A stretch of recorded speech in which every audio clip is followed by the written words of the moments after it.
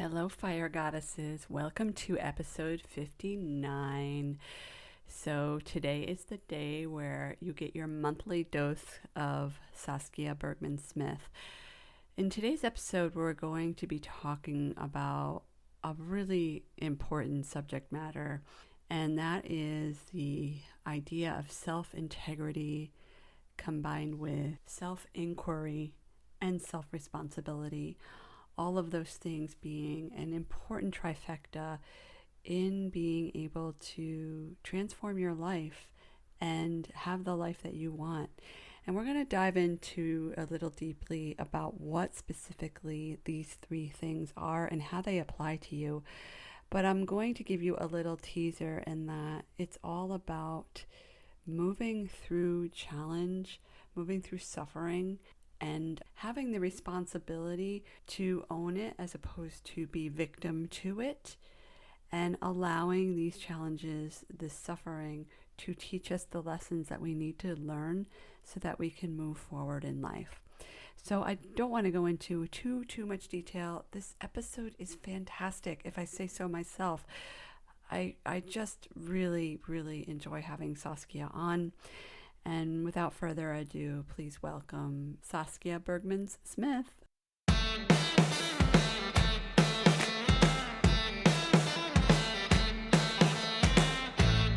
Hello, fire goddesses. Welcome to the Reclaim Your Fire podcast. My name is Angela Noel, and I am a prosperity coach for the newly awakened or awake curious, driven overachiever, and overdoer. After running a successful acupuncture practice in Boston for 12 years, I decided to hang my hat by closing the practice and pursue what it is that I'm really meant to do in this world, and that is to serve humanity online on a global scale.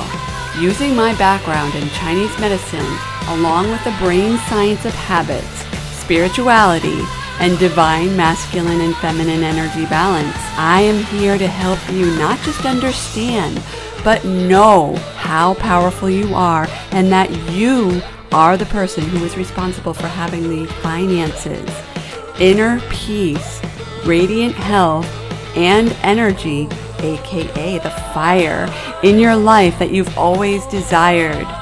My intention with this podcast is to serve humanity, no matter what gender you identify as, to help bring out the divine feminine goddess in each and every one of you. As you probably are already aware, the world is changing and is begging for the goddess to come out in each and every one of you. So, fire goddesses, stay tuned.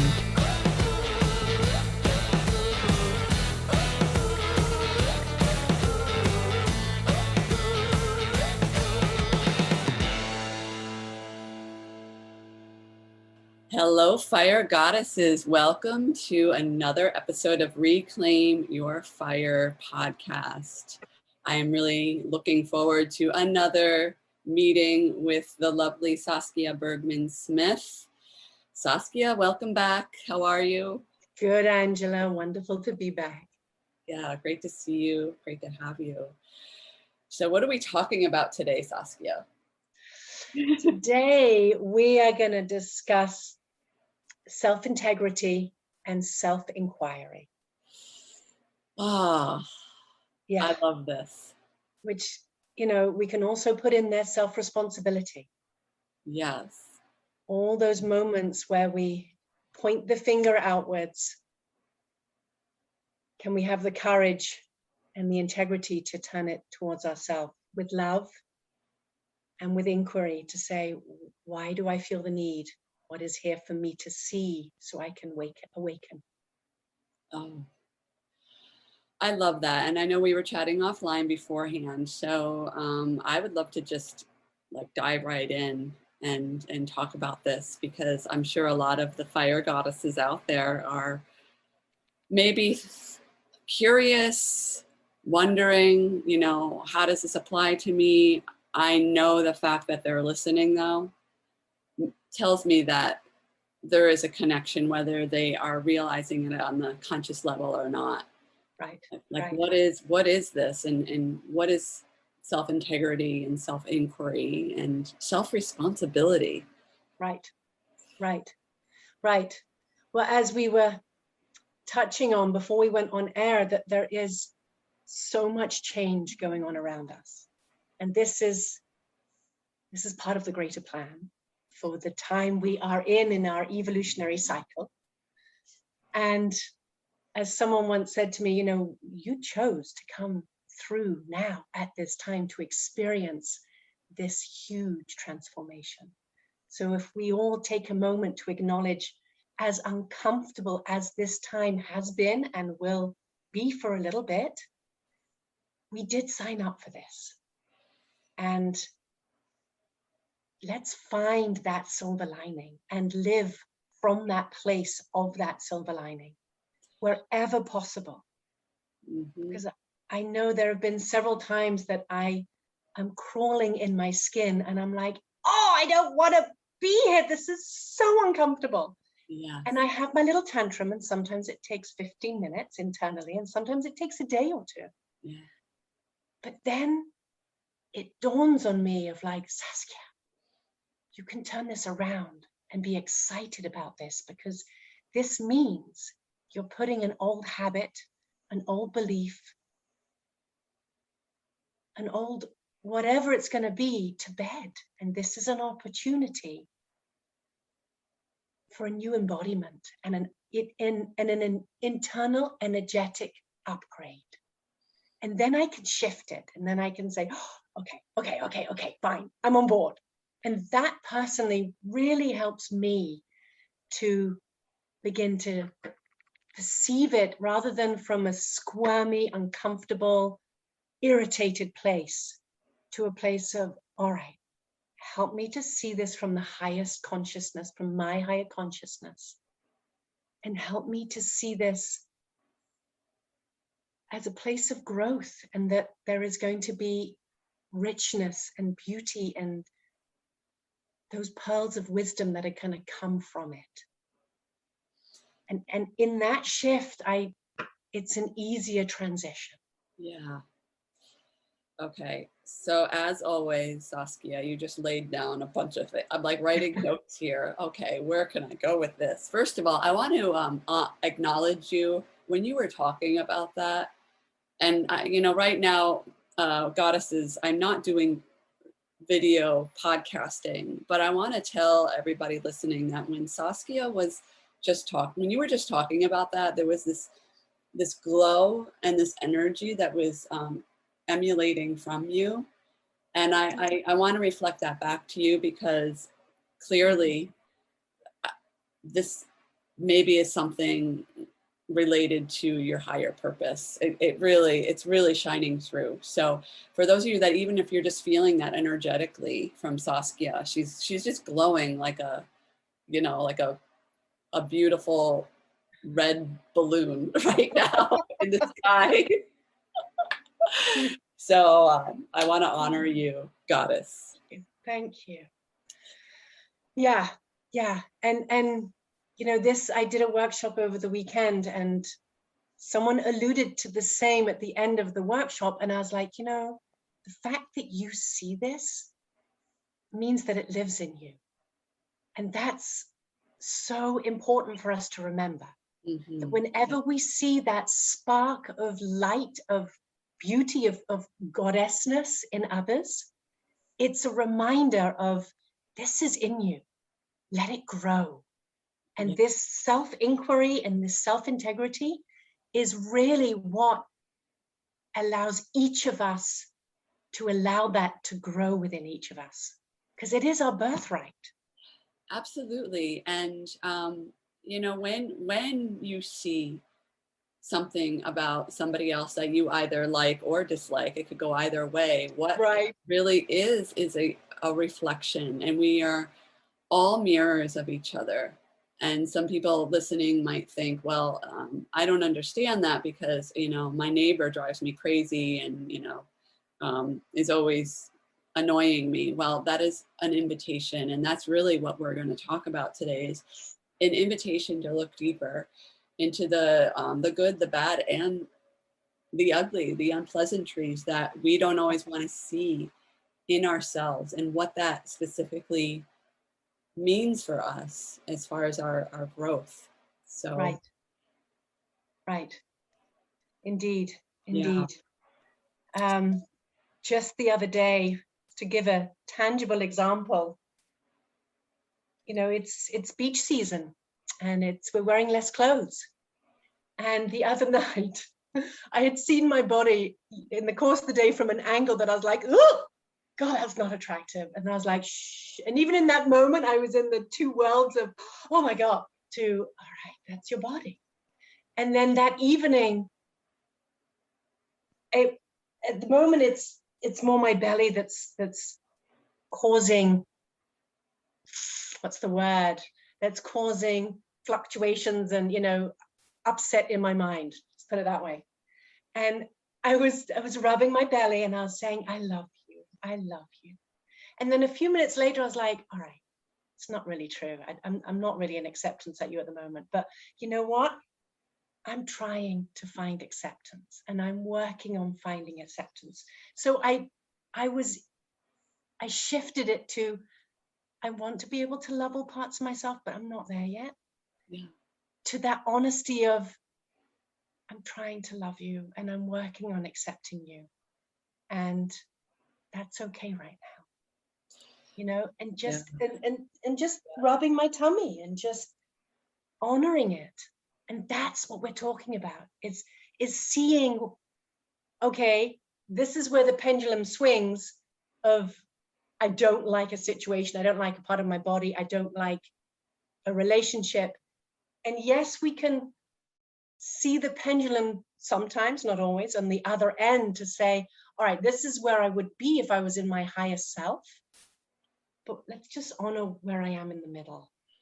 Yeah, I feel like, we as humans, men and women really, and the goddess within lives in every one of us. So I talk about the divine masculine and divine feminine a lot, but particularly women, when it comes to our bodies, and I think just living in a very patriarchal culture, and seeing women in print, models, and and who knows what's going on with them. We only see what we see in pictures, right?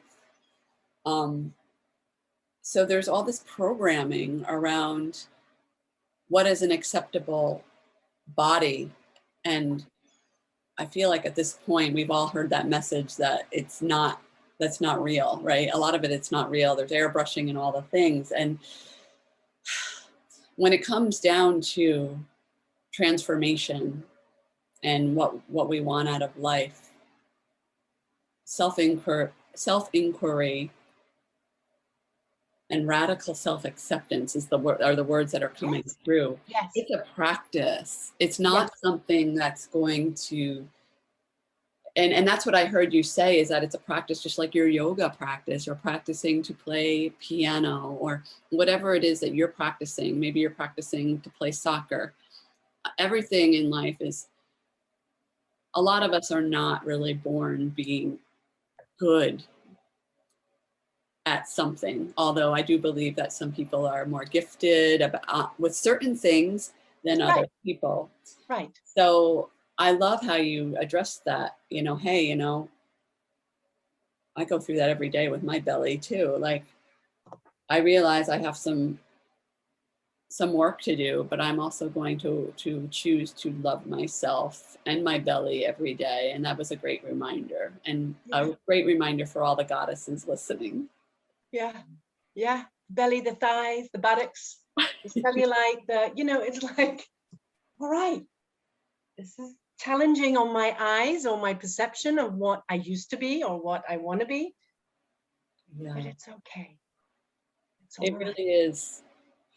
It really is okay. So, and I feel like what you just described is potentially could be a ritual for somebody. Like, just being able to stop the chatter, or I don't even want to, I think recognizing and seeing the pattern first is a huge discovery. Oh, yes.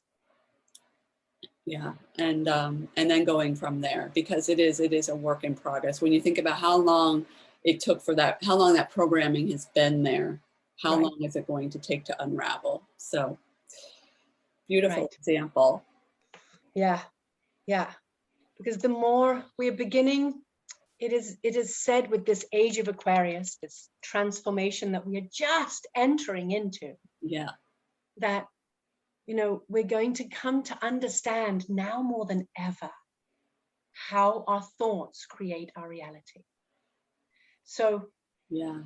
being responsible for every thought, every action, every word, that's big. Yeah. But start with one. Think before you speak. Notice those knee-jerk reactions and take that breath.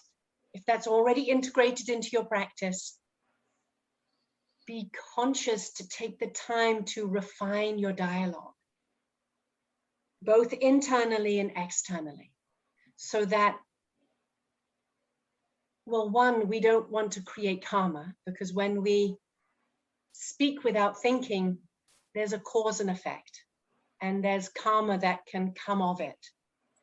I sent a text the other day that was a little brash, and I didn't think it through enough, and it had repercussions. And it took me, I had to talk to a friend to help me untangle my ego and to come back with clarity of, how do I apologize, and what do I take ownership of, and how did I trigger the other person, and what is it their own triggers that they need to take care of. Yeah. And not necessarily apologizing for everything, but taking ownership of Yes. that self-inquiry. Sometimes we have our coaches, our therapists, our dear friends, our sisterhood, Yeah. that we lean on to say, help me see this from a larger lens so that I can take ownership of my part. I love that so much. And just the idea of personal responsibility, because I feel like when people hear the word responsible, right? I mean, I heard that from my parents. You need to be responsible, right? We've all heard that. And really, responsibility, yes, it is. There's so many people out there that will hear the word responsibility and say, I'm responsible. Like I'm always on time. I pay my bills. I get my kids, to school on time. I do all, it comes from a very practical, what's the word I'm saying? Practical, everyday construct, right? But Yeah. when talking about personal responsibility, I love how you talked about, really it's a matter of being responsible for everything that we choose. Right. And a lot of people don't realize, and I think people are starting to slowly realize, that we are responsible for our thoughts. Right. And I would like to even dive deeper into personal responsibility, because there's people that are listening that are saying, well, I don't understand. I got into a car accident and somebody hit me. How is that my responsibility? And I want to just point out, because when talking about personal responsibility, that's often where a lot of people get hung up. Like, he did this to me.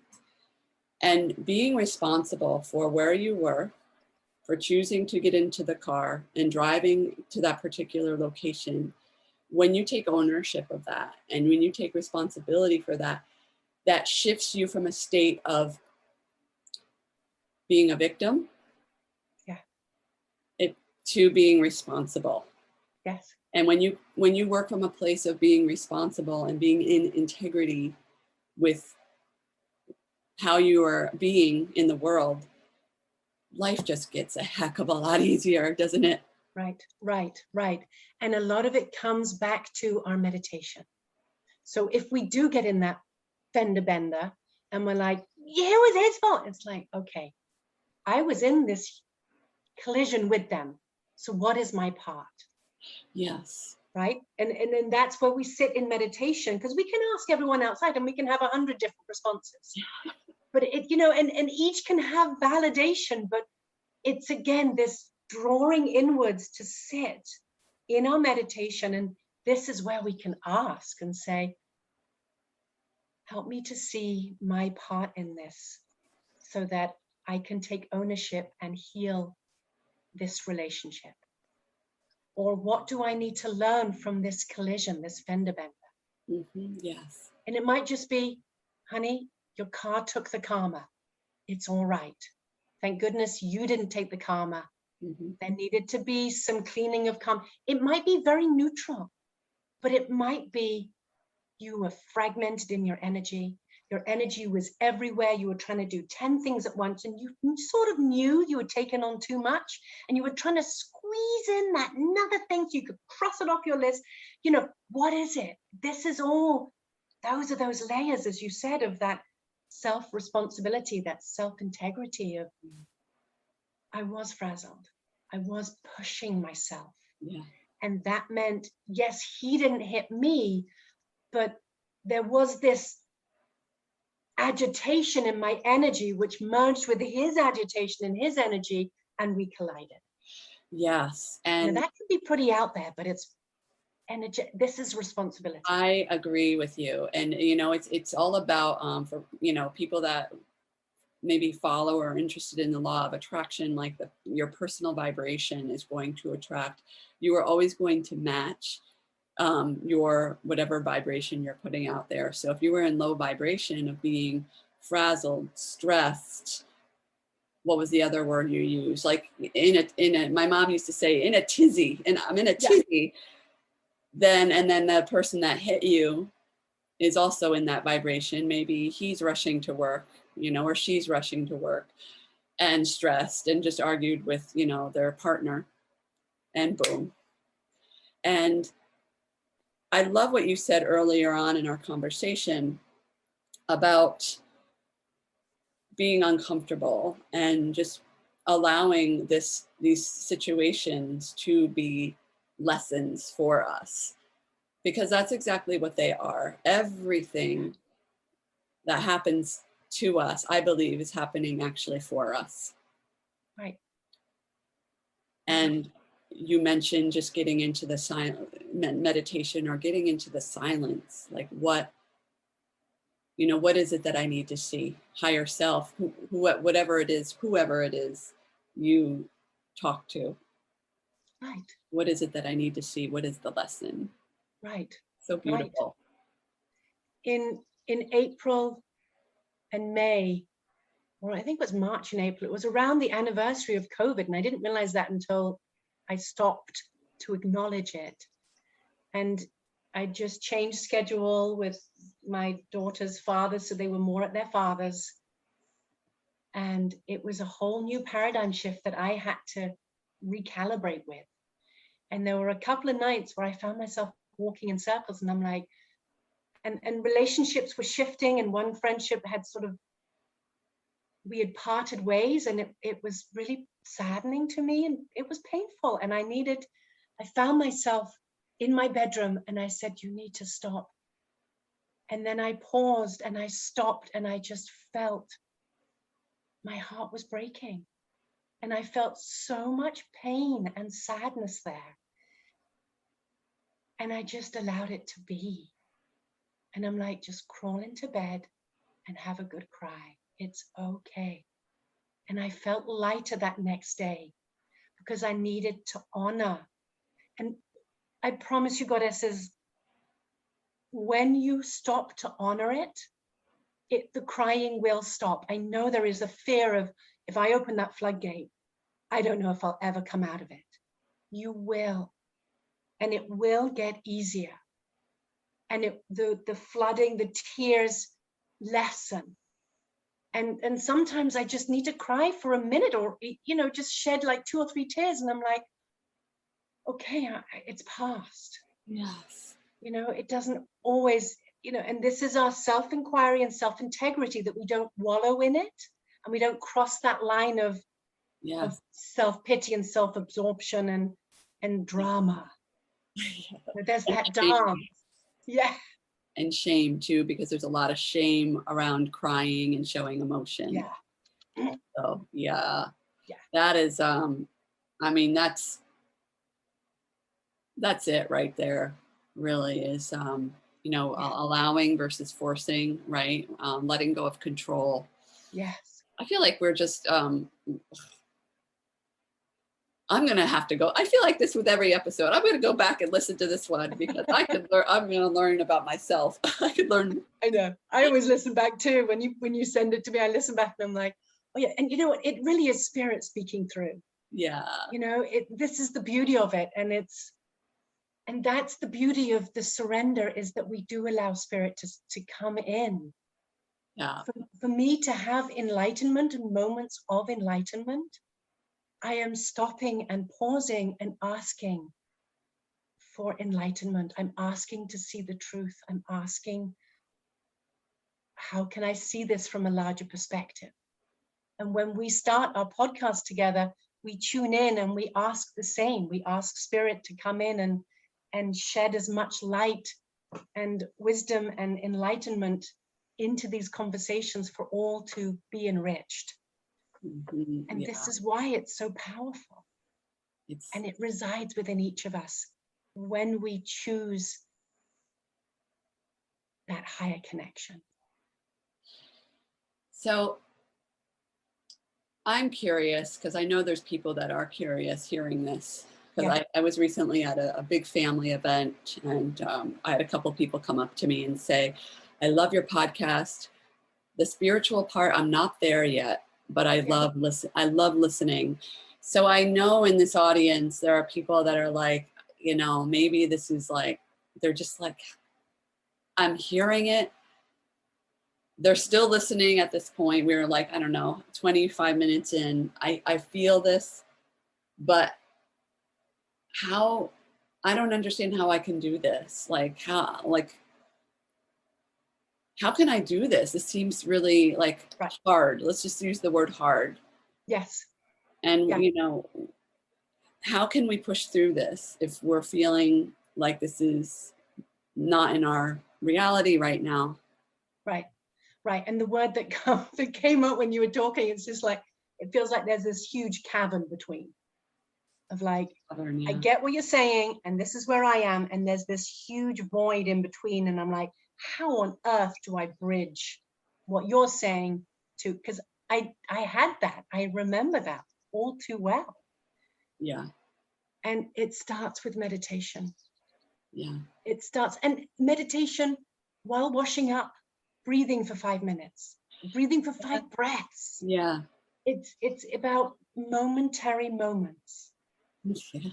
of being still, and just, either, if you do yoga, standing in your tadasana while washing the dishes. It's in these daily moments, taking that breath and pause when your kids do something and you're like, I can't believe they just did that, and I want to flip out on them, and I've lost my patience. And it's that breath. Yeah. It's that breath of creating space between the mental, physical, emotional response.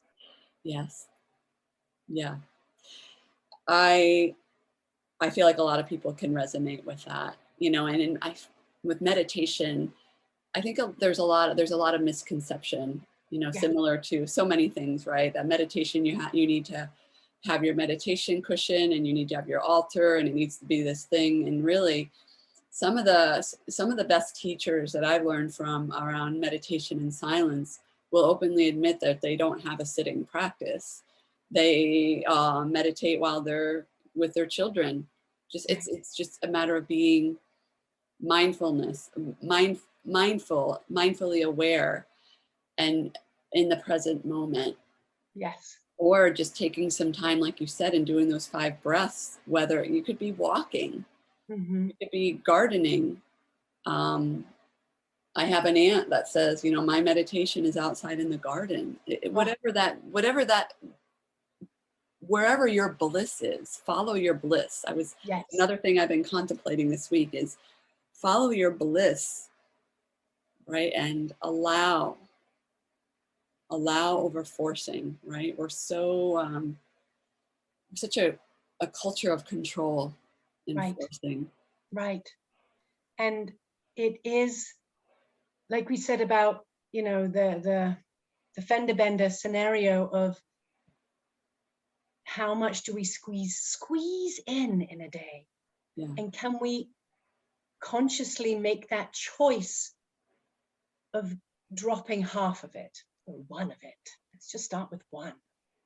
Or even, you know, as I referenced in another podcast, when I first was divorced and when I first was postpartum, just the act of, I got one thing done today, I'm proud of myself. Yeah. And just that practice in and of itself, didn't always believe it, but just bringing back to that moment of, you know what, you got one thing done today, above and beyond cooking, cleaning, and putting a laundry on, or whatever it was. Yeah. You know, one thing that I wanted to do for myself. And some days it was just, you know what, I did the laundry. Fantastic. Fantastic. Yeah. And just coming to that place. Yeah. And I, you know, another thing that's coming through right now is, and I know we've talked about maybe doing a future episode on boundaries. You know, I think it's something that a lot of people need help with also, but just really quick blip on that is, you know, for people that are like, my plate is so full. I really, you know, I have kids, I have a job, I have all the things, right? This is an opportunity, actually, because I get you. I don't have children, but I get the idea of having so much to do. And I know you're a mom too, Saskia. But what is it? It's an opportunity to examine, okay, what in my life am I tolerating that's no longer serving me? And it could be something really simple like, you know, this friend that keeps texting you that you really don't want to respond to. And I know we talked about oftentimes when we go through these personal transformations, friendships, relationships change. Yes. So I would love to just chat about that a little bit, because a lot of people feel bad, right? Bad. Right.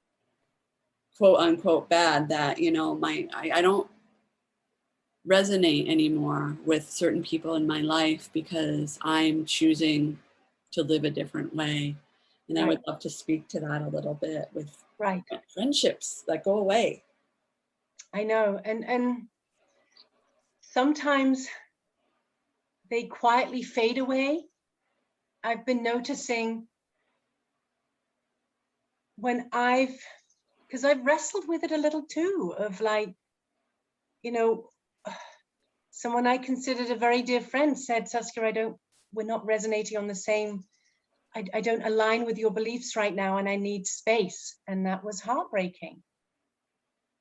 I was upset. She did it in an email, and I felt our relationship had more integrity to do it face to face or over the phone. Do it over the phone, but you don't break up a friendship over an email that is what we had.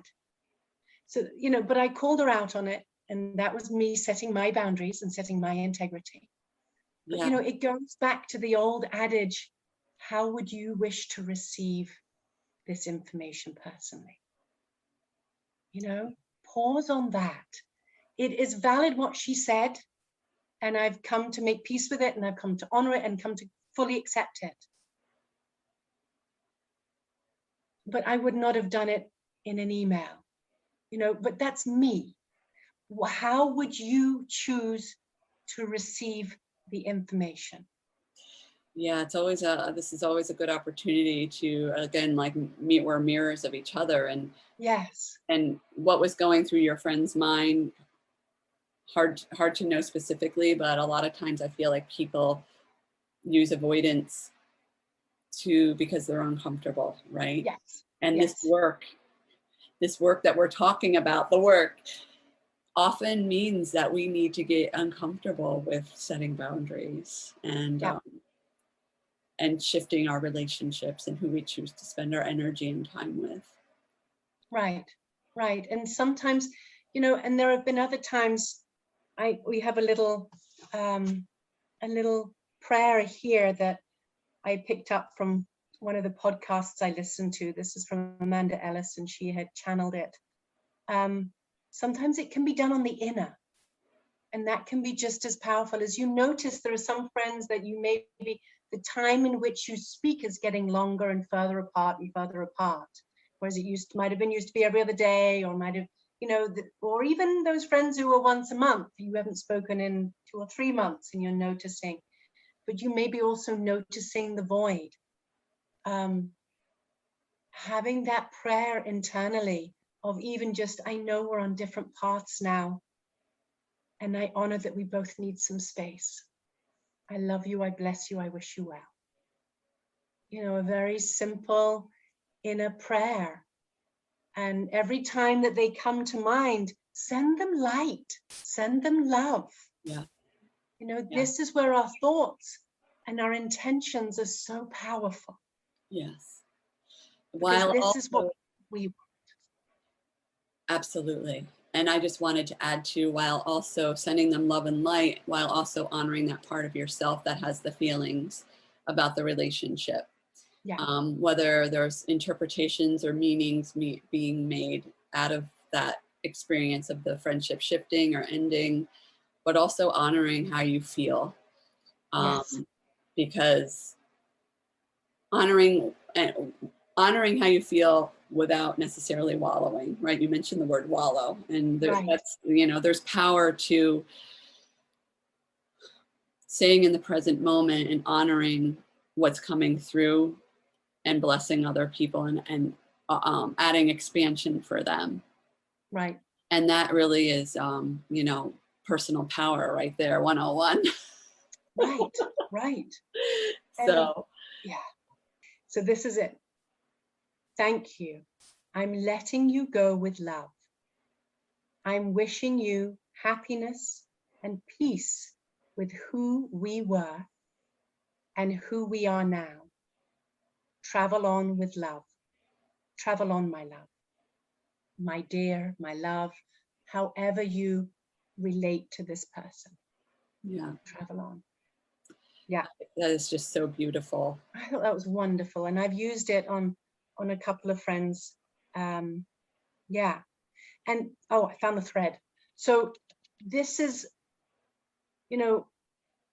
when Angela spoke about, why do I not want to let go of this relationship? Why do I want to hold on to it? This is our self-inquiry.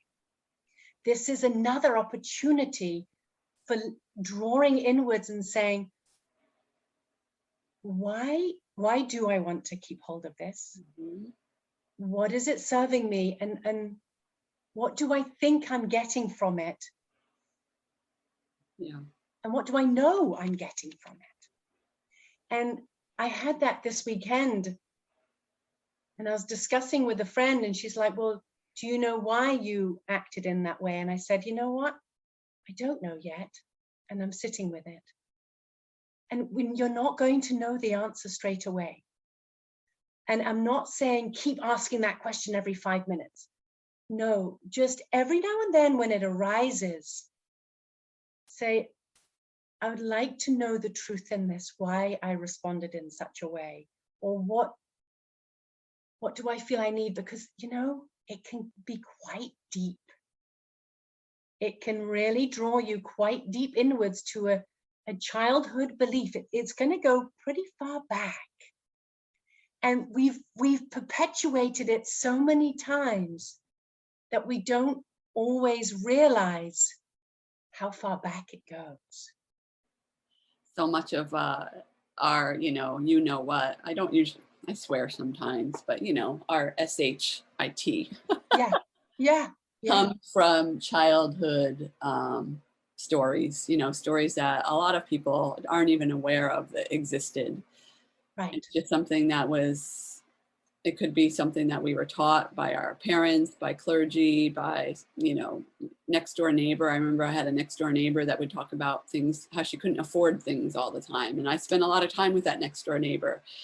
And, it's beliefs can come from so many other places besides just from our parents. So, there's so much growth here and so much opportunity for self-reflection and self-inquiry. I love that expression, by the way.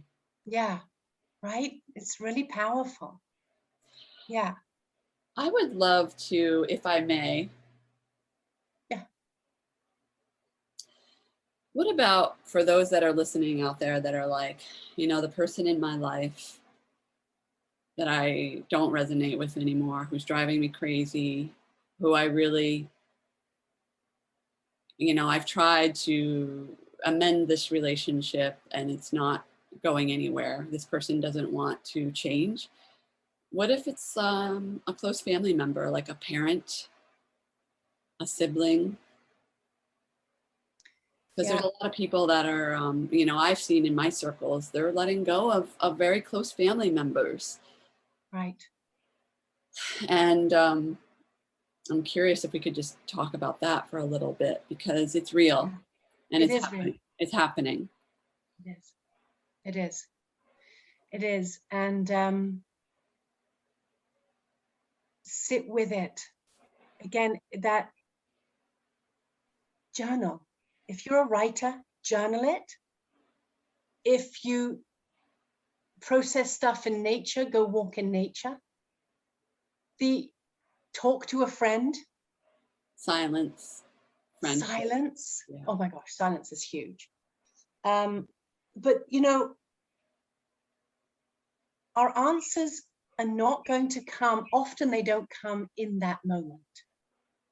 But as we were touching on earlier, that holding the space for enlightenment, that holding that space to see the truth or see what our lesson is, it pops up in the most bizarre places, in the most bizarre times. And sometimes, if you're in the line in the supermarket and you're hearing someone else's conversation, and then suddenly you hear your situation from an outside resource, and suddenly that drop of insight comes to you of like, oh, that was me. Or you hear it on TV, or you hear it in a podcast. Yeah. I promise you, the more you begin to self-inquire, and the more you begin to internally say, help me to see my truth here, it's going to come to you. And it does. It's that oiled, the wheel? Oh goodness, I shouldn't use this expression when I don't really fully have it. But the more you practice something, the easier it gets. It becomes a well-oiled machine, right? That's it. Yeah. That you see the signs more, you hear the signs more.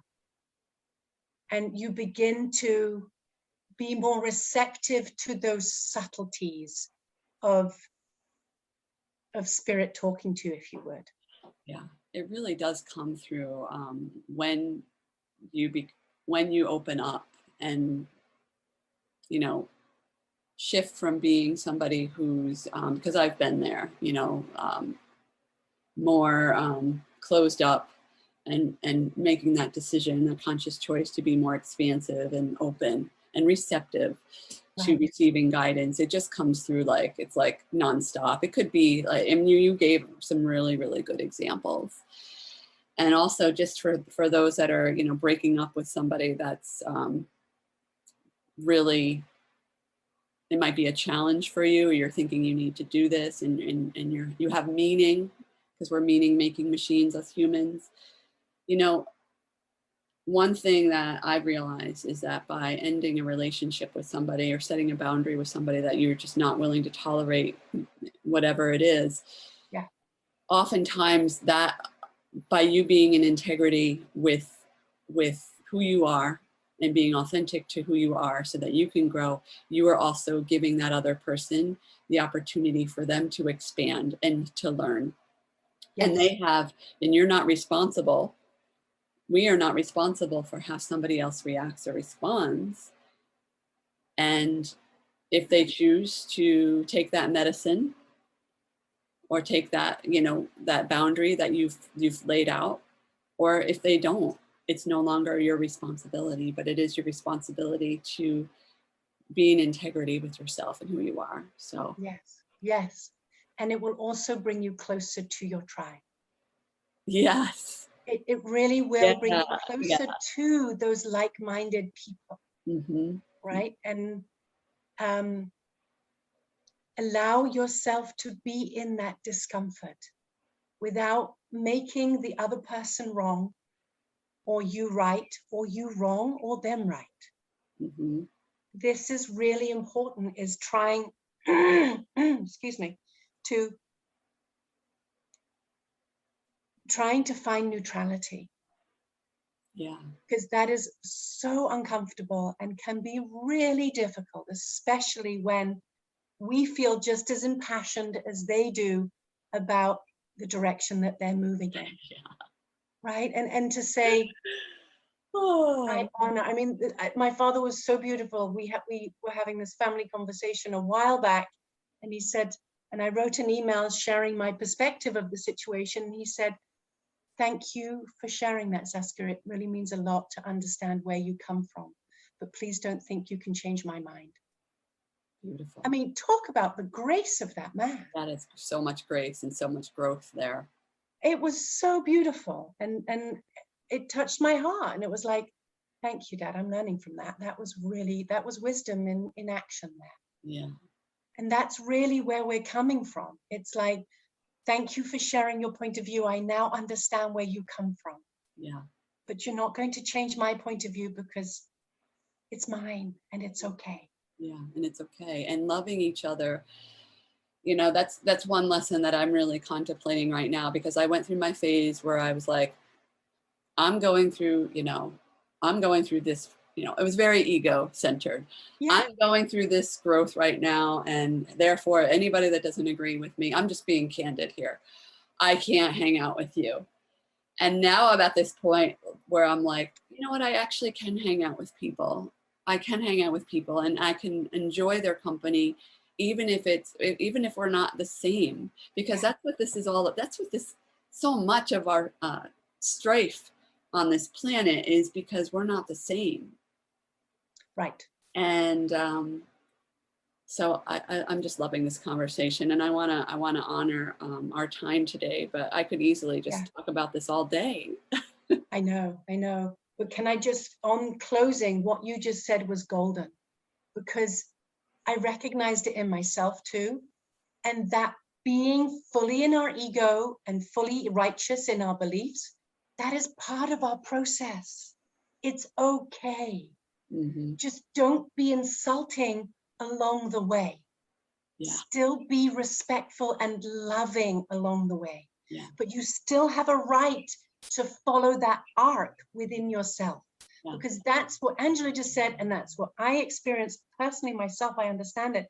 That's what's brought me to this place of greater compassion and understanding now. Yes. Oh, I have chills. Yes. Right? Because I need to go through that ego of like, no, this is my belief and this is what I believe. Yeah. We need that. It's okay.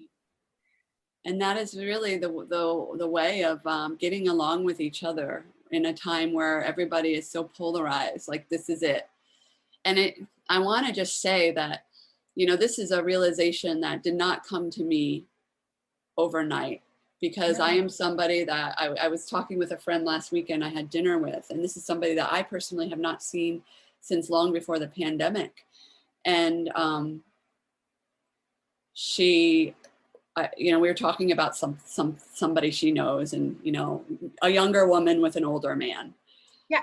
And I was like, oh my God. And I was listening to the story, and I was like, I noticed myself starting to get judgy.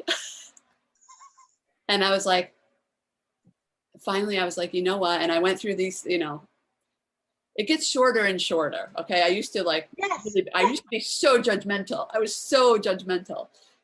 And I was like, oh my God, to my friend, I was like, good for them. She benefits because she's with an older man who's giving her this lifestyle of like riches and abundance. And he's with this younger woman, and he feels like a younger man because he's with this good for them. Who am I to judge? Yeah. And we don't know their karma. We don't know their contract. Exactly. And really, in the end, who cares? How does that pertain to me? Mind your own business. Exactly. And I'm like, wow, Angela, I'm here patting myself on the back. I'm like, that was some good transformation right there. And your celebration was a spark of enlightenment for your friend. The opportunity for a spark of enlightenment for your friend. Yeah.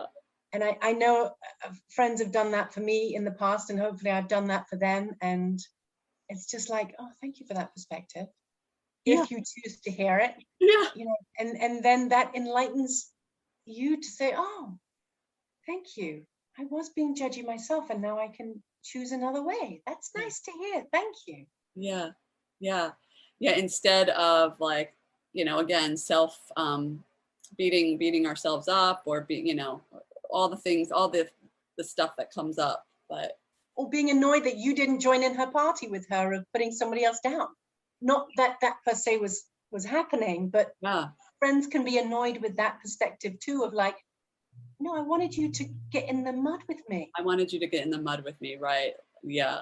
Yeah, like the man in the arena. Do you know that that poem that I think Brene Brown quoted it in the beginning of Rising Strong, her book. And I think it was Teddy Roosevelt talks about the man in the arena, which is one of my favorite poems ever. And basically what it's about is, we can stay wet or we can stay dry. We can be wet with everybody else and, get into the mud, get into the crap.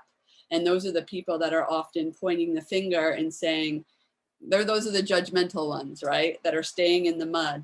Whereas we can choose to, stay dry and stay out of that. So much power. And for those of you listening, I invite you to look up that poem because it's so powerful. The Man in the Arena by Teddy Roosevelt, I believe. And hopefully I gave that, because I haven't looked at it in a while. Hopefully I gave it the respect and interpretation that it deserves. The Man in the Mud? The Man in the Arena. Oh, the Man in the Arena. Okay. Or it might just be called The Arena, but you'll find it if you just do a quick Google search. Yeah. No, I don't know that. Saskia, this was such a powerful conversation. Thank you so much. Thank you. And until next time. Indeed. I will put Saskia's contact information in the show notes if you want to reach out to her. And again, goddesses, I'm so grateful for all of you, for who are listening. And until next time, we'll see you later. Thank you all. Take care. Bye-bye. Thank you so much for listening to the Reclaim Your Fire podcast. If you have found value in this podcast, please share this podcast with those you care about. As you probably already know, in order for the world to change, we need to change. So spread the word by sharing this podcast or by leaving a review in iTunes. Until next time, Fire Goddess, be radiant, be fiery, and be powerfully authentic. Take care.